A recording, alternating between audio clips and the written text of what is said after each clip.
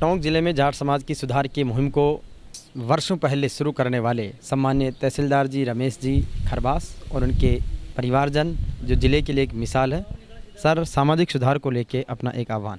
सर्वप्रथम मैं मेरे स्वर्गीय पूजनीय पिताजी को याद करता हूँ। उन्हीं की प्रेरणा से हमारा पूरा परिवार वर्षों पूर्व से संकल्पित है। परिवार के सदस्य मृत्युभोज ग्रहण नहीं करते, तो हम इस बात के लिए पहले से ही संकल्पित हैं।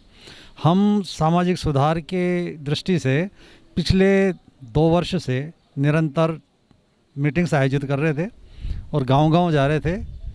इसमें मेरे साथ मन्नालाल जी जो करेरिया के हैं, गोपाल जी जो सनिया फार्म के हैं, रतन जी जो दौड़ी तलाई के हैं, इन सब के साथ में हमने गांव-गांव जाकर संपर्क किया और लोगों को ये बताया कि भाई ये जो कुरीति है ये हमको दूर करनी। तो आश्चर्य की बात ये थी कि सर्वाधिक कुरीतियाँ अगर कोई आई तो वो मृत्युभोज से संबंधित ही आई। तो और हम धीरे धीरे उस पर अपना प्रयास जारी रखे हुए थे और कई बिंदुओं पर हमको सफलता प्राप्त हो भी गई थी, लेकिन जो यथेष्ट जो परिणाम मिलने चाहिए थे वो हमको नहीं मिल रहे थे। इसी बीच में कोरोना का ये जो संक्रमण काल आया और इसमें जब घटनाएं घटित हुई, क्योंकि ये तो हुआ कि ब्याह शादियाँ ये तो सब स्थगित हो गई और तो उनके बगैर तो आगे स्थगित हो जाएंगे, आगे आप कर लोगे, लेकिन मृत्यु तो किसी के हाथ में है नहीं। मृत्यु तो घटित होगी, तो मृत्यु घटित हुई। और ऐसे अवसर पर जिस तरह से युवा शक्ति ने, अचानक हमें पता चला कि युवा शक्ति ने कुछ सूत्र अपने हाथ में लिए हैं और कुछ नवीनता उन्होंने जो कार्यक्रम में की है उससे हमको बड़ी प्रसन्नता हुई।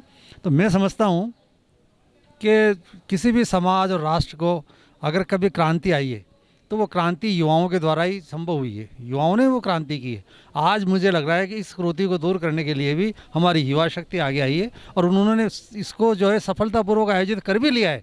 मैं आपको उदाहरण दे रहा हूँ ग्राम घेणोली का, जहाँ पर हमारे गणेश जी घेणा हैं, वो वहाँ की जो युवा शक्ति है उन्होंने ये संकल्प लिया, वहाँ कोई बुजुर्ग की मृत्यु हो गई थी, उन्होंने ये संकल्प लिया कि एक तो हमको गाँव वालों को तैयार करना है कि वो भोजन ग्रहण नहीं करें, मृत्यु भोज ग्रहण नहीं करें। दूसरा ये है कि हम जो है केवल निकटतम जो रिश्तेदार है बाहर के जो मृत्यु उसमें पगड़ी दस्तूर में शामिल होंगे, केवल वही उसमें शामिल होंगे। इसके अलावा सबसे बड़ी बात है चिट्ठी नहीं छपवाएंगे। मृत्यु भोज के अवसर पर चिट्ठी छपवाना, 2 चीज़ों में मैं जो निष्कर्ष निकाल पाया हूँ, जो युवा शक्ति ने भी काम किया है, प्रैक्टिकली जो सफल हुए हैं, क्योंकि इससे मुझे लगता है कि हम प्रैक्टिकली आगे भी सफल होंगे। 2 चीज़ें मुख्य उसमें रही हैं जो मैं ध्यान दिलाना चाहूँगा, क्योंकि अब युवा शक्ति के हाथों में ये सारी चीज़ आ गई है और एक जोत से जोत ये आगे जलेगी और आगे बढ़ेगी ये मुहिम। तो इन 2 चीज़ें इनमें ज़रूरी हैं जो ये युवा शक्ति पर ध्यान दे। एक तो निश्चित रूप से चिट्ठी नहीं छपे और गाँव वालों को ये तैयार करें कि गाँव वाले मृत्यु भोज स्वीकार नहीं करें।